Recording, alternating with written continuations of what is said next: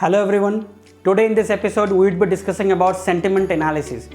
Even though sentiment analysis does not have a direct relation with ranking or SEO, but the thing is there is a hypothetical concept which states that if a content sounds more good, or if a content sounds with a positive intent or a positive sentiment towards a particular community, that can have a better ranking benefits for a set of keywords. Now this is an hypothetical statement.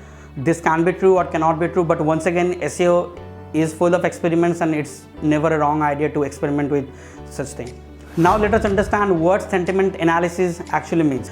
So sentiment analysis basically means understanding of the moods, like whether a particular piece of content can provide a happiness or sadness or an anger or neutral. So understanding of the various sets of moods such as happiness, sadness, fear, anger. So this is what sentiment means, and sentiment analysis is a concept of science raised from information retrieval, which understands how a piece of content is full of sentiment, whether a piece of content is providing an happiness intent or whether a piece of content is providing a negative sentiment. So today's in this discussion we would be categorizing sentiment as two parts, positive and negative sentiment, where like if some content can provide motivations or encouragement or even happiness, they can be considered as a positive sentiment, whereas fear, anger or even doubt or even demotivations can be categorized as negative sentiment. So considering our hypothetical theory in the first place,